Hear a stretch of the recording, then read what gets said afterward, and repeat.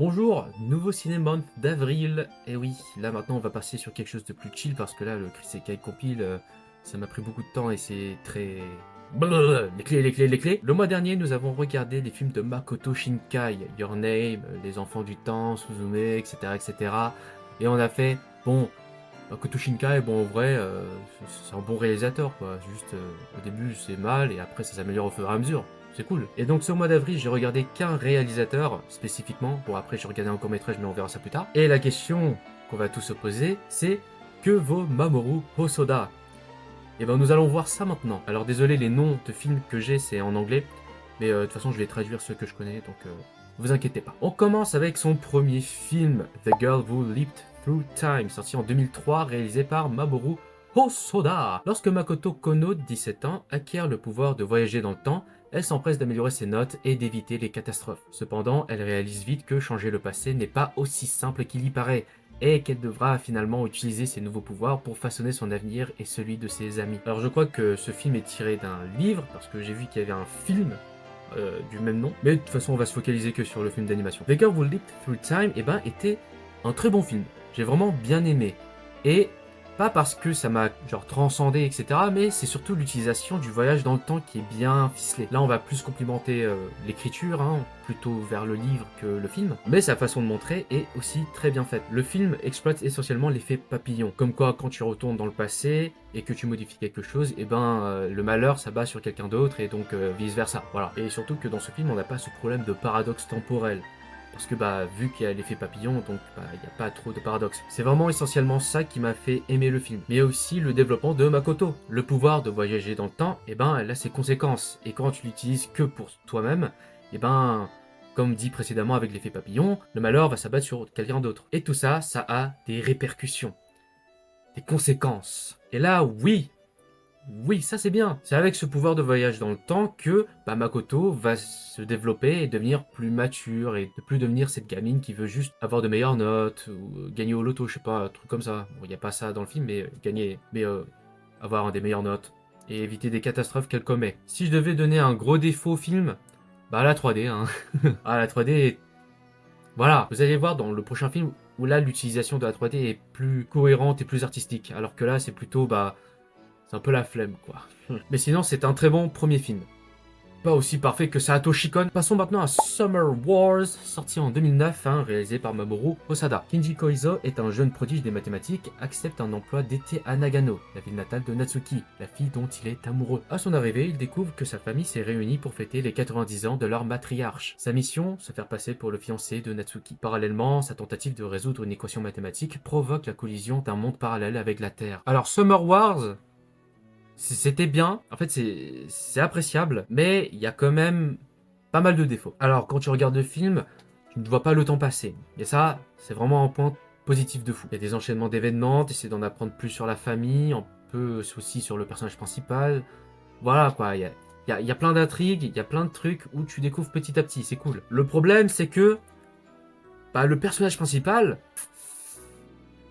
c'est un peu un rien, à part commettre des erreurs et essayer d'être plus confiant, alors que, dans le film, on voit que le personnage principal n'est pas très confiant envers lui-même, et donc tu peux te dire qu'au fur et à mesure du film, il va prendre confiance en lui, et donc résoudre les problèmes par sa propre force. Voilà quoi, c'est vraiment The Guy. Sauf que c'est l'un des cousins de... comment ça s'appelle? L'un des cousins de Natsuki qui prend un peu la vedette, parce que... il se bat quoi.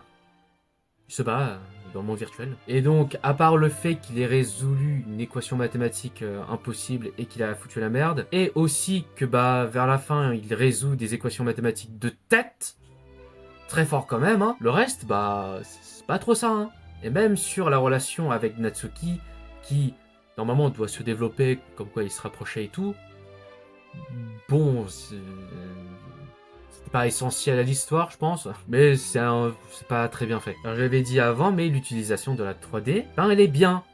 Parce que dans ce film, nous avons un monde virtuel. Et quand tu mets de la 3D dans un autre monde, c'est surtout virtuel, c'est un move artistique et non de la flemme. Et ça, c'est cool. L'utilisation de la 3D, elle est bien. Mais bon, une qualité ne vient pas sans défaut, Bon, j'ai déjà dit beaucoup de défauts, mais il y a un gros défaut qui, à la fin, il y a un peu un Deus Ex Machina, quoi. Voilà, il y a des trucs qui sortent un peu de nulle part, tu te dis ok. Bon après c'est familial, hein, tu passes un bon moment, hein, c'est vraiment très famille. Hein. Nous sommes dans une famille de, je sais pas, il y a beaucoup de gens, et les membres de la famille qui se soudent entre eux, à part un mec, bon vous regardez le film, vous allez comprendre. Mais sinon malgré ses défauts, ça reste quand même un film très sympathique. Passons maintenant à Wolf Children, ou Les Enfants Loups, sorti en 2012, réalisé par Mamoru Hosoda. Après la mort accidentelle et soudaine de son amant loup-garou, une femme doit trouver un moyen d'élever le fils et la fille qu'elle a eu avec lui. Cependant, l'héritage des traits de leur père s'avère être un véritable défi pour elle. Alors Les Enfants Loups, qui est un film très connu, assez connu je pense, que j'avais déjà vu auparavant, sauf que j'ai vu que la fin. Enfin non, vers la fin, après juste un passage. Eh bien je vous le dis maintenant que c'est mon film préféré de Mamoru Hosoda. Basic Bitch. Nous sommes sur un film très familial, hein. Je pense que le thème principal de Mamoru Hosoda, c'est la famille, hein. Il le fait bien. On se rend compte à quel point c'est difficile pour une mère célibataire d'élever 2 enfants, surtout 2 enfants loups. Vraiment, déjà, des enfants, c'est chiant. Alors, enfants loups, un enfer. Durant toute l'histoire, franchement, tu es à fond avec la mère des 2 enfants, hein. Franchement, elle est forte, très très forte. T'as de la compassion, tu t'attaches beaucoup au personnage. Non, franchement, ce film, ça te prend ton cœur, il fait tiens, regarde, c'est la famille, tout est bien, tout est gentil, tout est cool. Ça me prend par les sentiments. Moi qui aime beaucoup ma famille. Putain, je suis pas un acteur. Nous avons aussi la notion d'identité entre les 2 enfants, car ce sont des enfants loups, enfants humains plus loups, et donc il se pose la question entre dois-je être un humain ou un loup? Voilà, tout simplement, c'est ça la notion d'identité. Et on voit au fur et à mesure que leur façon de penser et leur comportement évoluent, mais vraiment dans un sens où ça les change radicalement. Et de voir leur mère être témoin de tout ça, et bon, élever des enfants loups, c'est un peu dur pour elle, hein, la pauvre. Et t'as l'impression d'être un peu la daronne en même temps, quoi. Leur daron, si vous voulez. Mais bon, après, leur daron, il est vraiment mort. Franchement, je me suis beaucoup attaché au personnage, c'était trop bien, j'ai adoré. Si je devais te donner un énorme défaut, la mort de Lord Daron est ridicule. Hein. Donc passons au prochain film, The Boy and the Beast. Le garçon et la bête. J'allais dire le garçon et le héron, c'est pas le même réal. Sorti en 2015, réalisé par Mamoru Hosoda. Un jour, Kyuta, un garçon vivant à Shibuya, s'aventure dans ce monde et, cherchant son chemin de retour, rencontre Kuma Tetsu, une créature solitaire de Jutengai, un monde imaginaire, qui devient son guide spirituel. Cette rencontre les entraîne dans de nombreuses aventures. Alors, ce film, pareil, j'avais déjà vu, mais juste un extrait. Et c'est sûrement, peut-être, 2 ou 3e film préféré de Mamoru Hosoda. Nous avons aussi la notion de famille, mais cette fois, pas du même sens. Cette relation entre Kyuta et Kumatetsu, qui est maître-élève, qui se transforme petit à petit en père-fils. Le lien du sang ne fait pas la parenté. La famille n'est pas biologique. C'est quelque chose de social. Vraiment, la relation entre Kyuta et Kumatetsu, franchement, c'était... Alors, bon, au premier regard, ils n'arrêtent pas de s'engueuler, donc tu trouves que c'est pas ouf. Mais quand tu vois au fur et à mesure qu'on appelle ça des timelapses où ils passent tout leur temps à s'entraîner ensemble et que finalement ils se rapprochent et que tu vois grandir Kyuta. Malgré les embrouilles, on voit très bien leur lien qui est vraiment très serré. Sinon, au niveau de l'histoire... Alors, il y a un moment où j'ai fait « Ah ok », parce que, bon, c'est un peu sorti de nulle part, mais c'est quand même essentiel sur l'identité de Kyuta. Kyuta, est-ce qu'il doit rester dans ce monde comment ça s'appelle? Le monde Jutengai, ou il doit revenir à Shibuya, c'est-à-dire au Japon, sur la Terre. Donc nous avons toujours les mêmes thèmes, hein, c'est-à-dire la famille, puis l'identité. Et le truc qui est fort avec Mamoru Hosoda, là, c'est que, il touche des thèmes qui touchent à tout le monde. Et je trouve ça très fort. Le garçon et la bête, super. Passons au prochain qui est Mirai, sorti en 2018, réalisé par Mamoru Hosoda. Malheureux après que sa nouvelle petite sœur l'ait délogé, Kun, 4 ans, commence à rencontrer des personnes et des animaux de compagnie de l'histoire de sa famille dans leur maison unique afin de l'aider à devenir le grand frère qu'il était censé être. Alors, Mirai, j'ai vu une connaissance sur Letterboxd qui mettait 2 étoiles au film. Je dis oh ouais, elle abuse un peu, non? En vrai, je peux la comprendre. Alors Mirai, déjà le titre du film c'est le prénom de la petite sœur de Kun, qui veut dire avenir. Alors moi je peux pas trop comprendre Kun parce que moi je suis le dernier de la famille, donc je pense que je suis à la place de Mirai. Mais putain Kun, Oh, qu'il est détestable. Oh, ce gamin de merde. Ah putain, mais la jalousie de ce petit garnement. Aïe ah. Tellement il veut l'attention de ses parents, qu'est-ce qu'il fait? Il tape sa petite sœur avec un train, un jouet. Il la tape. Après, c'est pas seulement de sa faute, hein, c'est aussi de la faute de ses parents. Hein. Éducation, il faut lui expliquer quand même à Kun que frapper sa petite sœur qui a à peine quelques mois, c'est pas ouf, hein. Je pense pas. Mais mis à part ça, en vrai, quand nous voyons le fond de l'histoire, c'est quand même pas mal. Parce que Kun, il a beau être détestable, hein, mais il finit quand même par évoluer. Hein, voilà, il devient plus mature. Enfin, plus mature. Enfin, il se met à moins jalouser sa petite sœur. Et tout ça se fait par des moments assez lunaires. Parfois, Kun, il part dans des trips. Je sais pas ce qu'il a fumé, je sais pas ce qu'il a sniffé avant, mais il a de l'imagination, le gamin. Hein. Parce qu'il y a des moments où il fait des crises et d'un coup, il sort dans leur jardin et tout. Et d'un coup, pam, imagination, il voit un homme devant lui et on remarque qu'en fait, c'est le chien. Et qu'est-ce qu'il fait après, Kun? Il prend la queue du chien, il devient un chien. Voilà, parfois il y a des trucs incompréhensibles. Le truc qui est incompréhensible, c'est pas le message derrière tout ça, c'est pourquoi il y a ça d'un coup. Et même plus tard, vers la fin, tu apprends des trucs. Bon, je pense qu'il fallait rester sur l'imaginaire, hein. Ouais. Faut pas aller trop loin non plus, hein, Mamoru Hosoda. Faut pas aller trop loin non plus. Mais donc, objectivement, le film est bien, mais niveau ressenti, à cause de ce putain de gamin qui s'appelle Kun là, bon, il me saoulait un peu, quoi. Donc on est sur du moyen. Voilà. Passons au prochain film qui s'appelle Belle. Sorti en 2021, réalisé par Mamoru Hosoda. Suzu, une lycéenne de 17 ans, vit dans une petite ville rurale avec son père. Traumatisée par la perte de sa mère lorsqu'elle était enfant, Suzu découvre un jour le vaste monde virtuel U et s'immerge dans cette réalité alternative sur l'identité de son avatar, Belle. Très vite, tous les regards de U se tournent vers Belle, lorsqu'une mystérieuse silhouette, semblable à une bête, apparaît soudainement devant elle. Alors Belle, j'ai bien apprécié, mais c'est pas ouf non plus. Déjà, on te met en contexte que Suzu adore la musique, elle faisait de la musique avec sa mère, etc. Mais depuis la mort de sa mère, elle n'arrive plus à chanter, et donc quand elle va dans le monde virtuel, elle sait chanter. Waouh, Eminem. Et donc, tu t'attends à une évolution de Suzu qui va essayer de surmonter ce traumatisme par elle-même grâce à ce monde virtuel. Et donc, moi, je voulais aussi cette distinction entre virtuel, dans le cas où dans le monde virtuel, en fait, elle n'est pas si heureuse que ça, et que dans la réalité, ça serait mieux, tu vois. Voilà, c'est ce que j'attendais. Et d'un coup, t'as une bête qui arrive, comme ça, d'un coup, et se joue la belle et la bête devant toi. Littéralement. Parallèle entre le titre et le mec qui ressemble à une bête. Voilà. C'était la belle et la bête, le truc. Hein. Moi qui pensais avoir une évolution de Suzu grâce à la musique, et même ce qu'apporte la musique dans le monde, etc. Bon, il y a la deuxième option, mais première option, c'est pas trop ça non plus. Et donc, le début qui te met un attendu sur l'évolution, sur Suzu, etc., grâce à la musique, n'est pas trop là. Et si elle est là, c'est qu'elle est mal faite. La musique peut sauver des vies, oui, mais tu ne sauves pas des gens avec ta musique quand même. Enfin, voilà. Est-ce que tu prends confiance en toi en sauvant des gens en chantant? Bof. Voilà, c'est pas ce que j'attendais d'un film de Mamoru Hosoda. Et donc, cet aspect-là du film m'a fait dire que c'est pas ouf. Le film il est pas si bien que ça, parce que quand tu compares aux autres films sur l'identité, l'évolution des gens, la famille, etc. Celui-là, franchement, c'est pas ouf. Mais si je devais donner une qualité, voilà, cette fois c'est une qualité, pas un défaut, et putain les musiques, j'adore les musiques, j'adore.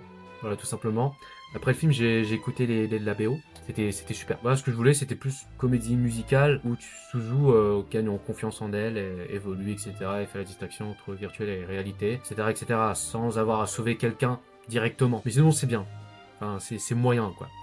La musique carry tout. Passons au dernier film.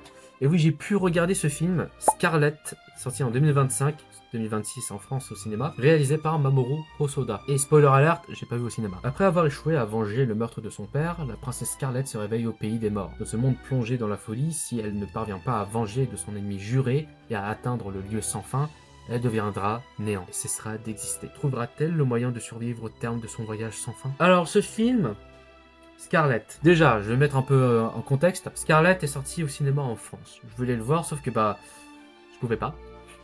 Dommage. Et j'ai bien fait, parce que Scarlett, c'est pas ouf. Même j'ai pas aimé. Vraiment, je trouve ça nul. Alors j'aime beaucoup que Mamoru Hosoda ose faire autre chose que des thèmes sur la famille, etc. Mais là, c'est Alors Scarlett est un film qui supposément parle de vengeance et de pardon. Mais c'était pas du tout convaincant. Alors le pays des morts, qui est un concept un peu nul, vraiment sur sa temporalité, vraiment c'est incompréhensible. Alors oui, c'est de la fiction, nanana, faut pas réfléchir, mais quand même. Donc au début elle meurt et tout, et on te dit que son ennemi, qui est toujours vivant hein, au moment où elle meurt, bah elle est aussi dans le royaume des morts. Dans le pays des morts, pardon. Et en plus, tu rencontres un mec qui vient du Japon moderne. La temporalité, c'est un peu de la merde. Et surtout quand on découvrira à la fin comment ça se passe les trucs et tout. C'est ta gueule, c'est de la fiction, voilà. Donc déjà, c'est cet aspect-là n'était pas ouf, alors je vous raconte pas la suite. Scarlett rencontre un mec qui vient du Japon moderne. Donc, oui, la temporalité est nulle à chier. Et donc, nous avons un petit duo. Mais un duo qui sont contradictoires. Scarlett qui est plus sur la vengeance et je sais plus comment il s'appelle le mec qui est plus sur le pardon et l'aide. Voilà, déjà vous avez ça. Et donc on peut se dire que bah ils vont se confronter entre ces idéologies, etc. Ils vont essayer de se convaincre. Là où on s'attendait pas mal de dialogue et surtout bah, quelque chose de visuel sur bah, ce concept de pardon et de vengeance, là c'est mou quoi. C'est pas très profond le truc. Et vraiment ce film m'a énormément déçu. Franchement j'ai... Aïe aïe aïe. En plus de ces côtés-ci qui sont très mal faits et pas convaincants du tout, hein, le concept de vengeance et de pardon et tout. En plus les dernières paroles de son père avant de mourir qui dit forgive. Alors forgive en français, le pardon. Oui, parce que j'ai vu en sous-titre anglais. C'est ça que j'ai pas vu au cinéma. Et que Scarlett, elle essaie de comprendre un peu le truc. Ouais, oh là là, c'était nul. Et attention, il y a eu un moment où là, franchement, j'ai décroché. Ah, Mamoru Hosoda, il s'est dit tiens, j'adore faire des trucs de musique belle, c'était cool. Franchement, j'ai adoré. Tiens, on va mettre un moment musical dans Scarlett. Dans un moment random. En fait, tout commence tranquille, ils sont dans un feu de camp, et le mec commence à chanter pour un peu réconforter Scarlett, parce qu'elle a fait un cauchemar et tout. D'un coup, Scarlett, pareil que Kun dans Mirai, trip un intersidéral. Elle voit un Japon moderne, où t'as plein de gens qui chantent et qui dansent, tel La La Land, mais en version nulle. En plus, elle se voit aussi dans ce monde avec les cheveux courts. Et franchement, ce moment, tu te poses des questions, qu'est-ce qui se passe? Et je crois que ça se passe vers le milieu du film, donc j'ai vraiment décroché vers le milieu du film. Aïe aïe aïe. Non, franchement, je suis honnête avec vous. Ah, Scarlett, j'ai pas aimé. C'était nul, vraiment. Je me suis... Et donc, Mamoru Hosoda, bah, qu'est-ce qu'il vaut? Eh ben, c'est un peu l'inverse de Makoto Shinkai. Ça commence fort, puis ça baisse bien profondément. Mais malgré le fait qu'il ait fait Belle et Scarlett, que je trouve le premier moyen et le dernier nul à chier, eh ben, est-ce que je vais regarder ses prochains films? Eh ben oui, tout de même, je vais regarder ses films. Parce qu'il a prouvé ce qu'il valait, et donc, bah, ça arrive de faire des petites glissades. Donc, voilà, je vais quand même regarder ses prochains films, en espérant qu'il fasse pas de la merde. Et du coup, bah, Mamoru Hosoda, bah, c'est un bon réalisateur. Voilà, comme Makoto Shinkai, à peu près du même niveau. Oh non, meilleur. Il fait de meilleurs films que lui. Et petit bonus, je vais vous parler du court-métrage qui s'appelle Clover, sorti en 1997, réalisé par Kitaru Kosaka. Alors cette fois-ci, je vais pas vous mettre d'image parce que bah c'est un court-métrage qui dure 7 minutes, donc bah juste aller regarder, c'est disponible sur YouTube. Sue est un trèfle à 4 feuilles. Son pouvoir est sans égal, pourtant elle n'a connu que la solitude toute sa vie. Un jour, un homme nommé Kazuhiko apparaît et l'accompagne dans son premier et dernier voyage, vers le lieu où elle pourra enfin trouver le bonheur. Alors ce petit court-métrage déjà, qui est sorti en 1999, c'est-à-dire bon, un style d'époque que j'aime beaucoup, quoi. Et ben, pour être honnête, il était sympathique. Voilà, je mettrais 3 étoiles ou 2,5. L'animation est bien, il y a une histoire, franchement, il y a un univers qui est cool, mais il y a de la 3D. Je rappelle que le court-métrage est sorti en 1999. Bah, ça m'a vieilli, hein. Voilà quoi. Mais hormis la 3D dégueulasse, bah honnêtement c'était sympathique à regarder. Et en vrai j'aimerais bien regarder plus de courts-métrages. C'est cool. Voilà pour le Cinémons d'avril qui est plus court que d'habitude. Et autant mieux parce que flemme de faire du montage. Alors ce mois de mai, je serai en voyage, donc bon, peut-être que je vais regarder des films dans l'avion, ça c'est sûr. Mais il n'y a pas de thème en particulier sur les films, réalisateurs, etc. Donc ce mois de mai, il va être tranquille. Voilà, tout simplement. Et c'est pour ça que bah, ce Cinémons sort en juin. On appelle ça prendre de l'avance. Et on verra dans le prochain Cinémons pour le mois de juin ce que je vais faire. Parce que je sais pas du tout. Honnêtement, je sais pas du tout. Je pense que je vais juste me faire plaisir et regarder des films que je veux. Voilà, tout simplement. Voilà, merci d'avoir regardé cette vidéo. N'hésitez pas à liker, abonnez-vous, regardez les autres Cinemonth pour être plus curieux de ce que j'ai regardé comme film et surtout être curieux sur les films que je vous ai présentés. Suivez-moi sur Letterboxd, ça sert à rien, mais faites comme vous voulez. Et ben, à la prochaine, hein. Moi, je vais partir en voyage. Allez, ciao!